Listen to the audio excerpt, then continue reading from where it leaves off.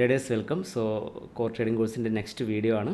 നമ്മൾ കഴിഞ്ഞ വീഡിയോസിലായിട്ട് ഒരുപാട് ഇമ്പോർട്ടൻ്റ് ആയിട്ടുള്ള കാര്യങ്ങൾ പറഞ്ഞു. അപ്പോൾ എനിക്ക് വന്ന ക്വസ്റ്റ്യൻസിൽ ഒരു കാര്യം മനസ്സിലായത് ഈ സിമ്പിൾ ആയിട്ടുള്ള കാര്യമില്ലാതെ എന്താണ് കോംപ്ലിക്കേറ്റഡ് ആയിട്ടുള്ളത് നിങ്ങൾ പറയാൻ പോകുന്നതെന്നുള്ള ഒരു കൈൻഡ് ഓഫ് ക്വസ്റ്റ്യൻസ് ഉണ്ടായിരുന്നു. നിങ്ങൾ ഒരു കാര്യം ആദ്യം മനസ്സിലാക്കുക. നമ്മൾ ഈ പറഞ്ഞ സിമ്പിളായിട്ടുള്ള കാര്യങ്ങൾ നിങ്ങൾ റിയലി എക്സ്പേർട്ട് ആവുകയാണെങ്കിൽ നിങ്ങൾക്ക് അതിൻ്റെ അപ്പുറത്തേക്ക് ഒന്നിൻ്റെ ആവശ്യം വരില്ല. ഇന്ന് നമ്മൾ ഡിസ്കസ് ചെയ്യാൻ പോകുന്നത് കാൻഡിൽ സ്റ്റിക്സിനെ കുറിച്ചാണ്. കാൻഡിൽ സ്റ്റിക്സ് എന്ന് പറയുമ്പോൾ നിങ്ങൾക്കറിയാം ഒരുപാട് കാൻഡിൽ സ്റ്റിക് പാറ്റേണുകൾ അതിൻ്റെ പേരുകൾ നിങ്ങൾ കേട്ടിട്ടുണ്ടാവും. ബട്ട് എന്നെ ഒരുപാട് കാലമായിട്ട് ഫോളോ ചെയ്യുന്നവരാണെങ്കിൽ അല്ലെങ്കിൽ മെൻറ്റർഷിപ്പ് കോഴ്സ് എടുത്തവരാണെങ്കിലൊക്കെ നിങ്ങൾക്ക് അറിയുന്നുണ്ടാവും. ഞാൻ യൂസ് ചെയ്യുന്നത് ഒന്നോ രണ്ടോ വളരെ സിമ്പിൾ ആൻഡ് ബേസിക് ആയിട്ടുള്ള കാൻഡിൽ സ്റ്റിക്സ് ആണ്. ഓക്കെ, അതിന് പ്രത്യേകിച്ച് പേരുകളില്ല അല്ലെങ്കിൽ കോംപ്ലിക്കേഷൻസ് ഇല്ല, ഒന്നുമില്ല. സോ അതിൻ്റെ ആദ്യത്തെ ക്യാൻഡിൽ പാറ്റേൺ എന്ന് പറയുന്നത് ഏറ്റവും സിമ്പിളായിട്ട് പറയാം, ഞാൻ യൂസ് ചെയ്യുന്ന ക്യാൻഡിൽ റിജക്ഷൻ ക്യാൻഡിൽസ് ആണ്. റിജക്ഷൻ ക്യാൻഡിൽസ് എന്ന് പറഞ്ഞാൽ ഇതിനെക്കുറിച്ച് നിങ്ങൾക്ക് പ്രത്യേകിച്ചൊന്നും പറയേണ്ടി വരില്ല. അതായത് ഒരു ലെവലിൽ നിന്ന് റിജക്റ്റ് ചെയ്യുന്ന കാൻഡിൽ സ്റ്റിക്സിനെ കുറിച്ച് നിങ്ങൾക്ക് എല്ലാവർക്കും അറിയാമെന്ന് ഞാൻ വിചാരിക്കുന്നു. ബിക്കോസ് ഇപ്പോൾ നമ്മൾ ഈ ഒരു എക്സാമ്പിൾ എടുക്കുകയാണെങ്കിൽ ഒരു ക്യാൻഡിൽ എന്ന് പറയുന്നത് ഈ കാണുന്ന റെഡ് ക്യാൻഡിൽ, ഇതിൻ്റെ വിക്സ് അഥവാ ഈ ചെറിയ രീതിയിൽ കാണുന്ന രണ്ടറ്റത്തും കാണുന്ന സംഭവം എന്ന് പറയുന്നത് ഇത് നിങ്ങൾക്ക് അറിയുന്നൊരു കാര്യമായിരിക്കും. ഇതിനെ നമ്മൾ വിക്സ് അല്ലെങ്കിൽ ടെയിൽസ് എന്ന് പറയും. ബാക്കിയുള്ള ഏരിയനെ ബോഡി എന്ന് പറയും. സോ വിക്സ് എന്ന് പറയുന്നത് അതിൻ്റെ ഹൈ ആൻഡ് ലോ റെപ്രസെൻ്റ് ചെയ്യുന്നു. അതുപോലെ ബോഡി എന്ന് പറയുന്നത് അതിൻ്റെ ഓപ്പൺ ആൻഡ് ക്ലോസ് റെപ്രസെൻ്റ് ചെയ്യുന്നു. റെഡ് കളർ ആണെങ്കിൽ അത് ഡൗൺ ക്യാൻഡിലാണ്. അതായത് ഇവിടെയാണ് ഓപ്പൺ ആയത്, ഈ ബോഡി സ്റ്റാർട്ട് ചെയ്യുന്ന ഇവിടെയാണ് ഓപ്പൺ ആയത്, ഈ ഒരു ലെവലിലാണിത് ക്ലോസ് ആയത്. ബട്ട് അതിൻ്റെ ലോ ഈ ഒരു ലെവൽ വരെ അത് ലോ മേഡ് ചെയ്തിട്ടുണ്ടായിരുന്നു, അതുപോലെ ഈ ഒരു ലെവൽ വരെ അത് ഹൈ മേഡ് ചെയ്തിട്ടുണ്ടായിരുന്നു. ഇത് സിമ്പിളായിട്ടുള്ള കാൻഡിൽ സ്റ്റിക്കിൻ്റെ തിയറിയാണ്. സോ എന്നെ സംബന്ധിച്ച് എല്ലാ സമയത്തും ഞാൻ നോക്കുന്ന ഒരേ ഒരു കാര്യം എന്ന് പറയുന്നത് കാൻഡിൽ സ്റ്റിക്ക് റിജക്ഷൻ ആവുന്നുണ്ടോ എന്നുള്ളതാണ്.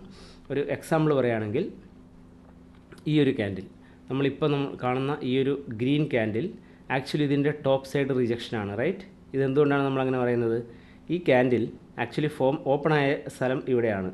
ഓക്കെ, ഈ ഒരു ലെവലിൽ ഓപ്പൺ ആയതിനു ശേഷം അത് മുകളിൽ വരെ പോയി, ഇത്ര ദൂരം മുകളിലേക്ക് പോയി, താഴേക്ക് വന്നു, ഇവിടെ വരെ താഴേക്ക് പോയി, എന്നിട്ട് ക്ലോസ് ചെയ്തത് ഈ ഒരു ലെവലിലാണ്. ഇവിടെ എന്താ ശരിക്കും സംഭവിക്കുന്നത്? നമുക്കറിയാം ട്രേഡിങ്ങിൽ എന്ന് പറയുന്നത് എല്ലാം ബയേഴ്സ് വേഴ്സസ് സെല്ലേഴ്സ് ഗെയിമാണ്. അതുകൊണ്ട് തന്നെയാണ് ഞാൻ പറഞ്ഞത് ഇതൊരു എല്ലാ ടൈം ഫ്രെയിമിൽ യൂസ് ചെയ്യാൻ പറ്റുന്നൊരു പാറ്റേൺ ആണെങ്കിൽ പോലും കൂടുതൽ ഇത് വർക്കാവുക, ഡെഫിനറ്റ്ലി ഏത് സംഭവങ്ങളും കൂടുതൽ വർക്കാവുക, കൂടുതൽ എഫക്റ്റീവ്ലി വർക്കാവുക ഹയർ ടൈം ഫ്രെയിമിലാണ്. സ്പെഷ്യലി 1 hour ആൻഡ് എബവ് ആണ് കുറച്ചുകൂടി എഫക്റ്റീവായിട്ട് വർക്കാവുക. ഈ ഒരു റിജക്ഷൻ വന്ന് നമുക്ക് കാണാൻ പറ്റും. ഈ റിജക്ഷൻ ഇത്ര ദൂരത്തേക്ക് വന്നു. സോ നോർമലി ഇതിനെ ഷൂട്ടിംഗ് സ്റ്റാർ അല്ലെങ്കിൽ അങ്ങനെ ഒരുപാട് പേരുകൾ പറയുന്നത് ഞാൻ കേട്ടിട്ടുണ്ട്. ഞാനും ഈ ഒരു ടൈപ്പിൽ ഫോളോ ചെയ്യുന്നുണ്ടായിരുന്നു സ്റ്റാർട്ടിങ്ങിൽ. ബട്ട് ഞാൻ കംപ്ലീറ്റ്ലി ഇതൊക്കെ സ്റ്റോപ്പ് ചെയ്ത് എത്രയോ കാലങ്ങളായി. എന്നെ സംബന്ധിച്ച് ഒരു ക്യാൻഡിൽ എന്നോട് പറയുന്ന രണ്ട് കാര്യങ്ങളാണ്. ഐദർ ആ ക്യാൻഡിൽ സ്ട്രോങ് ആണോ അല്ലയോ എന്നുള്ളത്. ഈ ക്യാൻഡിലിനെ സംബന്ധിച്ച് ഇപ്പോൾ നമുക്ക് ഇവിടെ കാണാൻ പറ്റും. ഇവിടെ രണ്ട് ക്യാൻഡിൽ നമുക്ക് കാണുന്നുണ്ട്, റൈറ്റ്? ഒന്ന് ഗ്രീനാണ്, ഒന്ന് റെഡാണ്. ആ കളർ എന്നെ സംബന്ധിച്ച് വിഷയമല്ല. ഞാൻ ഇവിടെ ഇൻട്രസ്റ്റ് ആയിട്ടുള്ള ഒരേ ഒരു കാര്യം എന്ന് പറയുന്നത് ഇതിൻ്റെ വിക്സ് ആണ്. ഇതിൻ്റെ ഈ വിക്സിൻ്റെ ലെങ്ത്ത് നോക്കിയാൽ നമുക്ക് മനസ്സിലാവും ഈ ഒരു ലെവലിൽ നിന്ന് മാർക്കറ്റ് വളരെ സ്ട്രോങ് ആയിട്ട് ബയേഴ്സ് വന്നിട്ടുണ്ട്. കാരണം എന്താ? അറ്റ് എ ടൈം ഈ ഒരു ക്യാൻഡിൽ ഇവിടെ ട്രേഡ് ചെയ്യുന്നുണ്ടായിരുന്നു. പക്ഷേ ഇത് നമ്മൾ ചിന്തിച്ച് നോക്കുക, ഇതൊരു ഡെയിലി ക്യാൻഡിലാണ്. ഡെയിലിയിൽ പ്രൈസ് മൂവ് ചെയ്യുക എന്ന് പറയുന്നത് ഇറ്റ്സ് നോട്ട് ഈസി. ഇപ്പോൾ നമുക്ക് തോന്നുന്നുണ്ടാകും നമ്മൾ കുറച്ച് ഓപ്ഷൻസ് കോൺട്രാക്റ്റ് വാങ്ങിയാൽ അല്ലെങ്കിൽ നമ്മൾ കുറച്ച് സ്റ്റോക്സ് വാങ്ങിക്കഴിഞ്ഞാൽ മാർക്കറ്റ് മൂവ് ചെയ്യുന്നു. ഒരിക്കലുമില്ല. ഇത് കോടികളുടെ കളിയാണ്. ഇവിടെ എന്ന് പറയുന്ന ഒരു മാർക്കറ്റിലെ ക്യാൻഡിൽസ്, സ്പെഷ്യലി ഡെയിലി പോലെയുള്ള ടൈം ഫ്രെയിമിലെ ക്യാൻഡിൽ മൂവ് ചെയ്യുക എന്ന് പറയുന്നത് അതിന് വലിയ എമൗണ്ട് റിക്വയർഡ് ആണ്. സോ ഈ മാർക്കറ്റ് ഇവിടെ ഓപ്പൺ, നമുക്കറിയാം ഇവിടെയാണ് മാർക്കറ്റ് ഓപ്പൺ ആവുന്നത്. ഈ ഒരു ക്യാൻഡിലിനെ സംബന്ധിച്ച് ഈ ലെവലിൽ മാർക്കറ്റ് ഓപ്പണായി, അത് ഈ ഒരു താഴെ ഈ ലെവൽ വരെ അത് ട്രേഡ് ചെയ്ത് അവിടുന്ന് വീണ്ടും ബയേഴ്സ് വന്നിട്ടുണ്ട് എന്നുണ്ടെങ്കിൽ that means there are lot of buyers. That means ഈ റിജക്ഷൻ, അതായത് താഴേക്ക് പോകാൻ ശ്രമിച്ച ശേഷമുള്ള ഈ റിജക്ഷൻ. എന്തുകൊണ്ടാണ് താഴേക്ക് പോകാൻ ശ്രമിച്ചത്? നമുക്കറിയാം അതിന് മുമ്പേയുള്ള നമ്പർ 1, നമ്പർ 2, നമ്പർ 3 എല്ലാ ക്യാൻഡിലും റെഡ് ക്യാൻഡിലാണ്. അതിനുശേഷം താഴേക്ക് പോകാനുള്ള ഈ ട്രൈക്ക് ശേഷം മാർക്കറ്റ് ഇവിടെ റിജക്റ്റ് ചെയ്ത് മുകളിലേക്ക് വരിക എന്ന് പറയുന്നത് that means buyers are powerful. ഈ ഒരു സംഭവമാണ് ഞാൻ എല്ലാ സ്ഥലത്തും നോക്കുന്നത്. റിജക്ഷൻ ഉണ്ടോ? ഇതിനെയാണ് നമ്മൾ റിജക്ഷൻ ക്യാൻഡിൽ എന്ന് പറയുക. അത് മുകളിൽ ചെറിയ വിക്ക് ഉണ്ടെങ്കിൽ അതിന് നമ്മൾ വേറെ പേര് വിളിക്കും. ഗ്രേവ് സ്റ്റോൺ ഡോജിയോ അങ്ങനെ എന്തൊക്കെയോ പേരുകൾ നോർമലി പറയാറുണ്ട്. നിങ്ങൾ ആ ഒരു രീതിയിൽ ഇതിനെ കോംപ്ലിക്കേറ്റഡ് ആക്കേണ്ട കാര്യമില്ല. ഇത്രയും ചിന്തിക്കുക, ക്യാൻഡിൽ ഒരു സപ്പോർട്ടിൻ്റെ അടുത്ത് എത്തുമ്പോൾ അവിടെ റിജക്ഷൻ വരുന്നുണ്ടോ? ക്യാൻഡിൽ ഒരു റെസിസ്റ്റൻസിൻ്റെ അടുത്തെത്തുമ്പോൾ അവിടെ റിജക്ഷൻ വരുന്നുണ്ടോ? ഈ കാര്യങ്ങൾ മാത്രമാണ് നമ്മൾ ആസ് എ ഫസ്റ്റ് റൂൾ നോക്കുക. ഓക്കെ, ഇതിനെ നമ്മൾ റിജക്ഷൻ ക്യാൻഡിൽ എന്ന് പറയും. ഈസി ആയിട്ട് യൂസ് ചെയ്യാൻ. അതുപോലെ അതിന് ശേഷം രണ്ടാമതൊരു ക്യാൻഡിൽ നമുക്കിവിടെ കാണാൻ പറ്റും. എഗെയിൻ വളരെ സ്ട്രോങ് ആയിട്ടുള്ള റിജക്ഷനാണ് ഇവിടെ വന്നിട്ടുള്ളത്. സോ ഈ ടെയിൽസ് എന്താണ് നമ്മളോട് പറയുന്നത്? ഡെഫിനറ്റ്ലി ഇപ്പോൾ ഇവിടെ ഒരു ടെയിൽ ഉണ്ട്, അപ്പോൾ നമുക്ക് പൊതുവേ തോന്നും ഇവിടെയും റിജക്ഷൻ ഉണ്ടല്ലോ. ബട്ട് നമുക്ക് കമ്പയർ ചെയ്ത് നോക്കാം, റൈറ്റ്? ഈ rejection is always lower than this rejection, right? അപ്പോൾ ഈ ഒരു കാര്യം നമുക്ക് മനസ്സിലാക്കാൻ പറ്റണം. ഇത് ഒരുപാട് ചാർട്ടിൽ നമ്മളിങ്ങനെ പോയി ഒരു ബാക്ക് ടെസ്റ്റ് എന്നുള്ള രീതിയിൽ ചെയ്യുമ്പോൾ നമുക്ക് മനസ്സിലാവും എവിടെയൊക്കെയാണ് ഈ റിജക്ഷൻ വരുന്നതെന്നുള്ളത്. പിന്നെ ഒരു കാര്യം പറയാം, ഈ റിജക്ഷൻ എന്ന് പറഞ്ഞാൽ എവിടെ ഈ റിജക്ഷൻ കണ്ടു കഴിഞ്ഞാൽ ഇമ്മീഡിയറ്റ്ലി അവിടുന്ന് മാർക്കറ്റ് മുകളിലേക്ക് പോകുന്നല്ല, നമുക്കവിടെ വേറെ ഒരുപാട് കാര്യങ്ങളുടെ കൺഫ്ലുവൻസ് കിട്ടാനുണ്ട്. ഇത് just a part of the സ്ട്രാറ്റജിയാണ്, അല്ലെങ്കിൽ പാർട്ട് ഓഫ് ദ ഗെയിം മാത്രമാണ്. അല്ലാതെ പല സമയത്ത് നമ്മൾ ചിന്തിക്കാനുള്ളൊരു ചാൻസ് ഉണ്ട്. കുറച്ച് എക്സാമ്പിൾസിൽ ഇത് കാണുമ്പോൾ ഇവിടെ റിജക്ഷൻ വന്നിട്ടുണ്ട്, ഇനി മാർക്കറ്റ് താഴേക്ക് പോകുന്നുള്ളത് ഇവിടെ ഇപ്പോൾ നമുക്ക് കാണാൻ പറ്റും. ഇവിടെ റിജക്ഷൻ വന്നിട്ടുണ്ട്, റൈറ്റ്? ഈ ഒരു പോയിന്റ് നിങ്ങൾക്ക് ക്ലിയർ ആയിട്ട് കാണുന്നുണ്ടാകുമെന്ന് വിചാരിക്കുന്നു. ഈ ഒരു ഗ്രീൻ ക്യാൻഡിൽ റിജക്ഷൻ വന്നിട്ടുണ്ട്, എന്നിട്ട് മാർക്കറ്റ് മുകളിലേക്ക് പോയിട്ടില്ല. അതിന് വേറെ കുറേ കാര്യങ്ങൾ നമുക്ക് അതിൻ്റെ കൂടെ ആഡ് ചെയ്ത് നോക്കാനുണ്ട്. So this is the first step of candle stick patterns, rejection candles. ഈ റിജക്ഷൻസ് എവിടെയാണ് വരുന്നതെന്നുള്ളത് നിങ്ങൾക്ക് നോക്കാൻ പറ്റും. എവിടെയാണ് നമ്മളുടെ സപ്പോർട്ട് റെസിസ്റ്റൻസ് നിങ്ങൾ 30 ചാർട്ടിലെങ്കിലും നേരത്തെ വരച്ചിട്ടുണ്ടാവുമെന്ന് വിചാരിക്കുന്നു. അങ്ങനെ വരയ്ക്കാത്തവരാണെങ്കിൽ ഇനി ഈ പറയുന്ന കാര്യങ്ങൾ നിങ്ങൾക്ക് കുറച്ചുകൂടി ടഫായിരിക്കും. അത് ചെയ്യാതെ ഇത് ചെയ്തു കഴിഞ്ഞാൽ നിങ്ങൾക്കത് മനസ്സിലാക്കാൻ കുറച്ചുകൂടി ടഫായിരിക്കും. കാരണം നമ്മൾ അത്ര എന്താ പറയണ്ടേ, പ്ലാൻഡ് ആയിട്ടാണ് ആ സപ്പോർട്ട് റെസിസ്റ്റൻസ് വരച്ചു വന്നത്, മുകളിൽ നിന്ന് താഴേക്ക്. മന്ത്ലി, വീക്ക്ലി, ഡെയിലി, അവർലി, ഈ രീതിയിലാണ് വരച്ചു വന്നത്. ഇനി ആ വരച്ച് വെച്ച സ്ഥലങ്ങളിൽ ആ വരച്ച വരകൾ ഒന്ന് പോളിഷ് ചെയ്തെടുത്തിട്ടുണ്ടായിരുന്നു. ഫൈൻ ട്യൂൺ ചെയ്തതിന് ശേഷം അവിടെ ഞാൻ നിങ്ങളോട് പറഞ്ഞിട്ടുണ്ടായിരുന്നു ഇനി ഇത് ലോക്ക് ചെയ്തിടുക, വേറൊന്നും ചെയ്യേണ്ട കാര്യമില്ല എന്നുള്ളത്. ആ റിജക്ഷൻ ക്യാൻഡിൽസ് അവിടെ എങ്ങനെയാണ് ആക്ട് ചെയ്തതെന്നുള്ള കാര്യം നോക്കുക എന്നുള്ളതാണ് നിങ്ങളുടെ ഫസ്റ്റ് സ്റ്റെപ്പ് എന്ന് പറയുന്നത്. ഇനി ഇതിൻ്റെ നെക്സ്റ്റ് ക്യാൻഡിൽ പാറ്റേൺ, ഞാൻ നോർമലി ഇൻട്രസ്റ്റഡ് ആയിട്ടുള്ള ക്യാൻഡിൽ പാറ്റേൺ, 2 പാറ്റേൺസാണ് ഞാൻ നോർമലി ഇൻട്രസ്റ്റഡ് ആയിട്ടുള്ളത്. But for A swing trading purpose നമ്മൾ അതിലൊന്ന് മാത്രമേ യൂസ് ചെയ്യൂ. കാരണം നമ്മളുടെ മെൻറ്റർഷിപ്പ് പ്രോഗ്രാം നിങ്ങൾക്കറിയാം, അതിനകത്ത് ഇൻട്രാഡേ മാത്രമാണ് ഡിസ്കസ് ചെയ്തിട്ടുള്ളത്. അതിനകത്ത് ഞാൻ യൂസ് ചെയ്യുന്ന സെയിം ക്യാൻഡിൽ പാറ്റേൺസ് ആണ്, ബട്ട് കുറച്ച് ഡിഫറൻസ് ഉണ്ട്. കാരണം ഇൻട്രാഡേ എന്ന് പറയുമ്പോൾ കുറച്ചുകൂടി വിപ്സോസ് കൂടാനുള്ള ചാൻസ് ഉണ്ട്. അപ്പോൾ അവിടെ നമ്മൾ കുറച്ചുകൂടി പ്രാക്ടിക്കലായിട്ട് ഇത് അപ്ലൈ ചെയ്യേണ്ടതായിട്ടുണ്ട്. അതുകൊണ്ടാണ് അവിടെ കുറച്ച് ഡിഫറൻ്റ് ആയിട്ട് പറഞ്ഞിട്ടുള്ളത്. ബട്ട് ഇവിടെ നമ്മൾ നെക്സ്റ്റ് യൂസ് ചെയ്യുന്ന ക്യാൻഡിൽ എന്ന് പറയുന്നത് സിംപ്ലി എൻഗൾഫിംഗ് ക്യാൻഡിലാണ്. അതായത് കവറിങ് ക്യാൻഡിൽ എന്ന് പറയും. എൻഗൾഫിംഗ് ക്യാൻഡിൽ എന്ന് പറയുമ്പോൾ അതിനും കുറച്ച് കണ്ടീഷൻസ് ഉണ്ട്. എൻഗൾഫിംഗ് ക്യാൻഡിൽ എന്തുകൊണ്ടാണ്, ഇപ്പോൾ നമുക്കറിയാം സ്റ്റാർട്ടിങ്ങിൽ നമ്മളൊരു ട്രേഡിങ്ങിനെ കുറിച്ച് പഠിക്കുന്ന സമയത്ത് ആദ്യം പഠിക്കുന്ന 2 സംഭവങ്ങളൊന്നും മറ്റേ ബുള്ളിഷ് പവർ ബാറും അല്ലെങ്കിൽ എൻഗൾഫിംഗ് ക്യാൻഡിലും ആയിരിക്കും. ബട്ട് ഒരു സമയം കഴിയുമ്പോൾ നമ്മൾക്ക് തോന്നുന്നത് വർക്ക് ചെയ്യുന്നില്ല എന്ന് തോന്നി നമ്മളത് ഇഗ്നോർ ചെയ്ത് പിന്നെ നമ്മൾ പുതിയ ലെവൽസിലേക്ക് പോകാനുള്ള ശ്രമങ്ങളാണ് നടത്തുക. ബട്ട് എൻഗൾഫിംഗ് ബാർ എന്ന് പറയുന്നത് വളരെ പവർഫുള്ളായിട്ട് വർക്ക് ചെയ്യുന്ന ഒരു സംഭവമാണ്. അത് നിങ്ങൾക്ക് ട്രൈ ചെയ്ത് നോക്കാം. ആദ്യം എൻഗൾഫിംഗ് ബാർ എന്താണെന്ന് പറയാം. എൻഗൾഫ് ചെയ്യാന്ന് പറഞ്ഞാൽ നമുക്കറിയാം ഒരു ക്യാൻഡിൽ ഇവിടെ ക്രിയേറ്റഡ് ആയിട്ടുണ്ട്. ഒരു ക്രിയേറ്റഡ് ആയിട്ടുള്ള ക്യാൻഡിൽ, സപ്പോസ് ഇതൊരു ഗ്രീൻ ക്യാൻഡിലാണെന്ന് വിചാരിച്ചോളൂ. ഇതൊരു ഗ്രീൻ ക്യാൻഡിലാണ് ഇവിടെ ക്രിയേറ്റഡ് ആയിട്ടുള്ളത്. നെക്സ്റ്റ് ക്യാൻഡിൽ അതിൻ്റെ ഓപ്പോസിറ്റ് കളറിൽ ഈ ബോഡിയെ കവർ ചെയ്യുകയാണ് എന്നുണ്ടെങ്കിൽ നമ്മളതിനെ എൻഗൾഫിംഗ് ക്യാൻഡിൽ എന്ന് പറയും. എന്തുകൊണ്ടാണ് എൻഗൾഫ് എന്ന് പറഞ്ഞാൽ പ്രീവിയസ് ക്യാൻഡിലിനെ എൻഗൾഫ് ചെയ്യുക. ഇതിന് പല വെറൈറ്റീസ് ഉണ്ടാവും. ഇതിൻ്റെ ചില ആൾക്കാർ പറയുന്നതൊക്കെ അതിൻ്റെ വിക്സ് കവർ ചെയ്താൽ മതി, അല്ലെങ്കിൽ ബോഡി മുഴുവൻ കവർ ചെയ്യണം. ഇനി നമ്മളിവിടെ ചെയ്യാൻ പോകുന്ന കാര്യം ഒരു റിജക്ഷൻ ക്യാൻഡിലിനെ കുറിച്ചാണ് നമ്മൾ നേരത്തെ ആദ്യം പഠിച്ചത്, റൈറ്റ്? അപ്പോൾ ഈ റിജക്ഷൻ ക്യാൻഡിലിൻ്റെ ബോഡിയെ എൻഗൾഫ് ചെയ്യുന്ന ക്യാൻഡിലായിരിക്കണം നെക്സ്റ്റ്.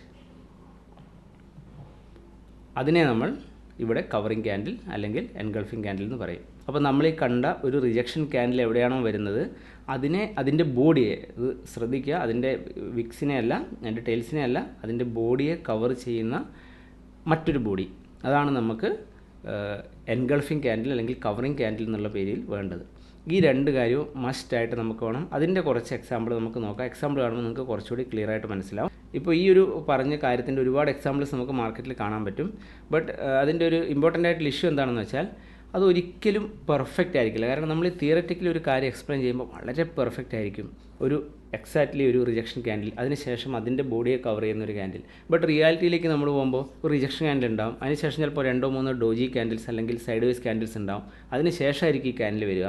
അങ്ങനെ ഒരുപാട് സംഭവങ്ങൾ നമുക്ക് കാണാൻ പറ്റും. സോ ഇതെങ്ങനെയാണ് വർക്ക് ആവുക എന്നുള്ളത് നമ്മളുടെ ആ ഒരു എക്സ്പീരിയൻസ്, നമ്മൾ ഡെയിലി ചാർട്ടിലേക്ക് നോക്കുമ്പോൾ നമുക്ക് വരുന്ന ഒരു എക്സ്പീരിയൻസിൻ്റെ മുകളിലാണ് നമുക്ക് മനസ്സിലാക്കാൻ പറ്റും. ഇപ്പോൾ ഇവിടെ തന്നെ നമുക്ക് ഒരു എക്സാമ്പിൾ നമ്മൾ തൊട്ടടുത്ത് കാണാം. ഇവിടെ ഒരു റിജക്ഷൻ ക്യാൻഡിൽ ഉണ്ട്. ഓക്കെ, നെക്സ്റ്റ് ക്യാൻഡിൽ ഇൻഫാക്റ്റ് ഇത് ഇതിൻ്റെ ടോപ്പിലാണ് ക്രിയേറ്റഡ് ആയിട്ടുള്ളത്. അപ്പോൾ നമ്മളുടെ തിയറി പ്രകാരം ഇത് ഇതിൻ്റെ ബോഡിയെ കവർ ചെയ്യുന്നില്ല നമുക്ക് വേണമെങ്കിൽ പറയാൻ പറ്റും. ബട്ട് അങ്ങനെയല്ല, ഇതും നമുക്ക് അക്സെപ്റ്റ് ചെയ്യാൻ പറ്റുന്ന ഒരു കൈൻഡ് ഓഫ് ക്യാൻഡിലാണ്. കാരണം ഈ ബോഡിയുടെ മുകളിലാണെങ്കിൽ പോലും അത് ബോഡിയെ കവർ ചെയ്യുന്നതെന്ന് പറഞ്ഞാൽ അത് അതിനേക്കാളും സ്ട്രോങ് ആണ്. ഒരു ബോഡിയെ കവർ ചെയ്യുന്ന ക്യാൻഡിലിനേക്കാളും സ്ട്രോങ് ആണ് അതിൻ്റെ മുകളിൽ ഗ്യാപ്പ് ഉണ്ടായിട്ട് ഓപ്പൺ ആവുന്ന ക്യാൻഡിൽസ് എന്ന് പറയുന്നത്. ഇവിടെ നമുക്ക് കാണാൻ പറ്റും അതുപോലെ ഒരു റിജക്ഷൻ ക്യാൻഡിലിനെ കവർ ചെയ്യുന്നുണ്ട്. നമ്മളിപ്പോൾ ഒരു സപ്പോർട്ടിൽ നോക്കുമ്പോൾ നമ്മളെന്താണ് നമ്മളുടെ ഐഡിയ ഉണ്ടാവേണ്ടത്? ഒരു റിജക്ഷൻ ക്യാൻഡിൽ, ആ റിജക്ഷൻ ക്യാൻഡിൽ നമ്മളിപ്പോൾ സപ്പോർട്ടിലാണ് നോക്കുന്നതെങ്കിൽ അതിനെ കവർ ചെയ്യുന്ന ഒരു ഗ്രീൻ ക്യാൻഡിൽ, റൈറ്റ്? കാരണം നമ്മളുടെ ഇതിപ്പോൾ ഒരു സപ്പോർട്ടാണ്, ഇതൊരു റെസിസ്റ്റൻസ് ആണ്. റെസിസ്റ്റൻസ് ആണെങ്കിൽ നമ്മൾ നോക്കുന്നത് ഒരു റിജക്ഷൻ ക്യാൻഡിൽ, അതിനുശേഷം അതിൻ്റെ ബോഡിയെ കവർ ചെയ്യുന്ന ഒരു റെഡ് ക്യാൻഡിൽ.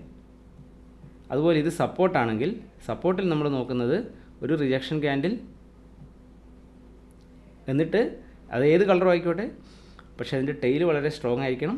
അതിനുശേഷം അതിനെ കവർ ചെയ്യുന്ന ഒരു ഗ്രീൻ ക്യാൻഡിൽ, റൈറ്റ്? അതിൻ്റെ ബോഡിയെ കവർ ചെയ്യുന്ന ഒരു ഗ്രീൻ ക്യാൻഡിൽ. ചിലപ്പോൾ ഇതിൻ്റെ വിക്സ് ഇങ്ങനെ ആയിരിക്കാം, അല്ലെങ്കിൽ ഇതിൻ്റെ വിക്സ് വളരെ ചെറുതായിരിക്കാം. ബട്ട് നമ്മൾ നോക്കുന്നത് പ്രീവിയസ് ക്യാൻഡിലിൻ്റെ ബോഡിയെ ഈ ക്യാൻഡിലിൻ്റെ ബോഡി കവർ ചെയ്യുന്നുണ്ടെന്ന് മാത്രമാണ്.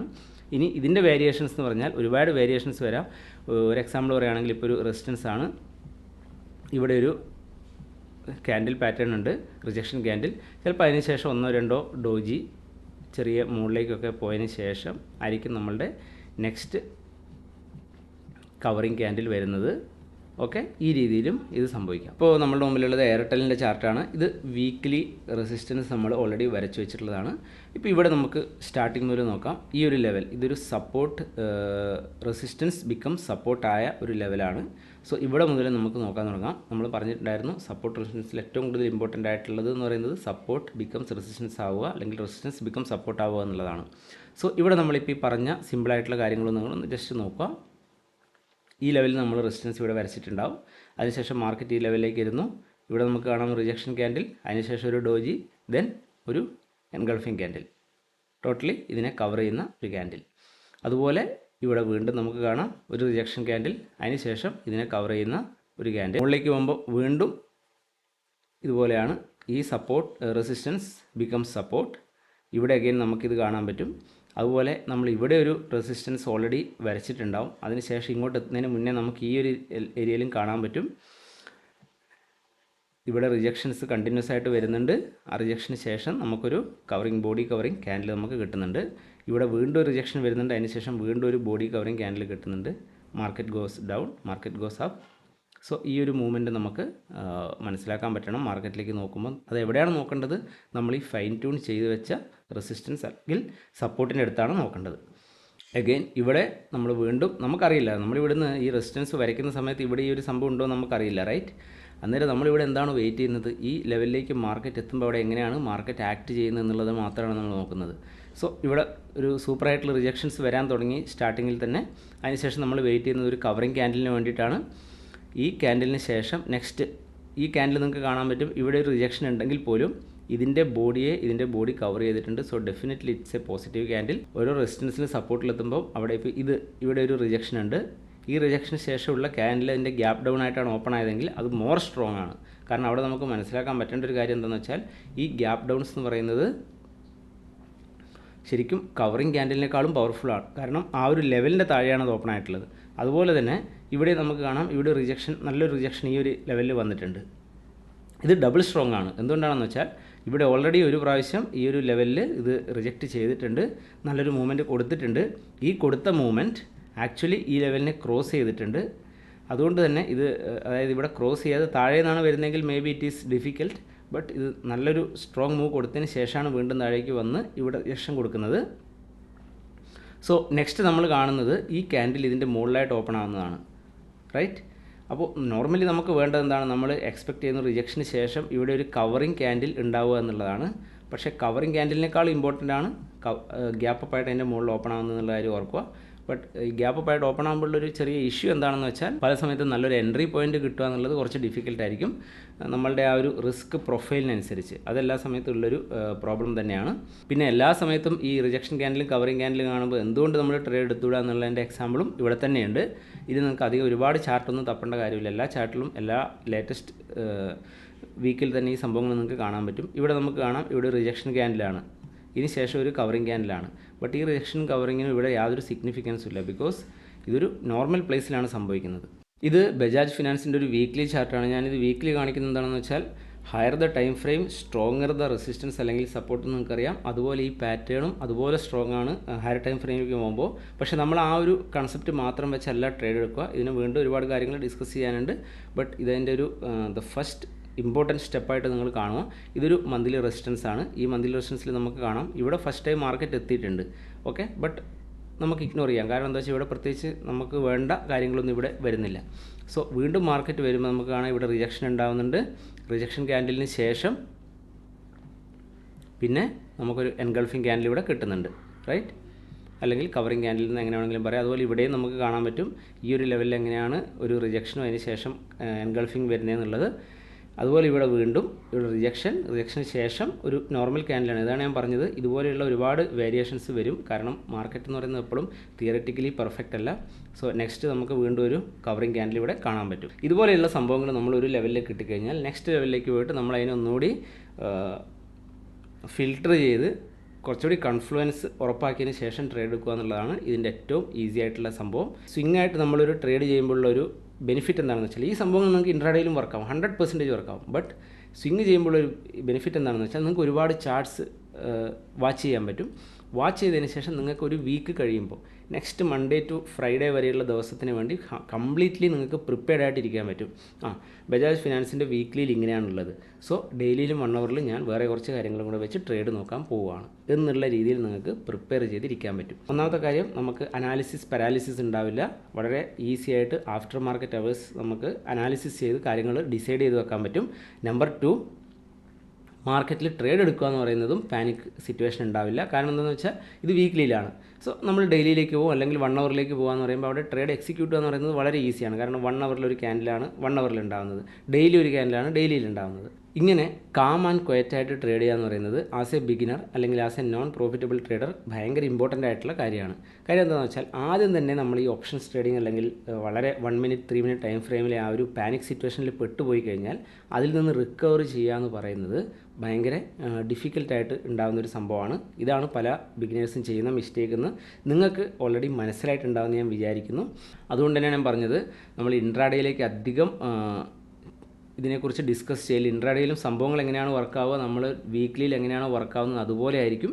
ബട്ട് ഇൻട്രാഡേയിൽ ഈ പറയുന്ന പോലെ അനാലിസിസ് ഇഷ്യൂസ്, എക്സിക്യൂഷൻ ടൈമിൻ്റെ ഇഷ്യൂസ്, ഇതുപോലെയുള്ള ഒരുപാട് കാര്യങ്ങളുണ്ടാവും. അതിനെക്കുറിച്ചുള്ള ഡീറ്റെയിൽസും കാര്യങ്ങളൊക്കെ ഇൻട്രാഡേയിൽ എങ്ങനെയാണ് ഇത് ടാക്കിൾ ചെയ്യേണ്ടതെന്നുള്ള കാര്യങ്ങളൊക്കെ നമ്മൾ മെൻറ്റർഷിപ്പ് കോഴ്സിൽ ചെയ്തിട്ടുണ്ടായിരുന്നു. ബട്ട് ഇതിനെ നിങ്ങൾ നിങ്ങളുടെ ഒരു സീരിയസ് പ്രൊജക്റ്റായിട്ട് വെക്കുക, പ്രാക്ടീസ് ചെയ്യുക, ഡെയിലി പ്രാക്ടീസ് ചെയ്യുക. നമ്മൾ നേരത്തെ നിങ്ങൾ 30 ചാർട്ട് ആക്ച്വലി വരച്ചിട്ടുണ്ടെങ്കിൽ, ഇത് ഞാൻ എനിക്ക് വേണ്ടി ചെയ്യുന്നതല്ല, നിങ്ങൾക്ക് വേണ്ടിയാണ്.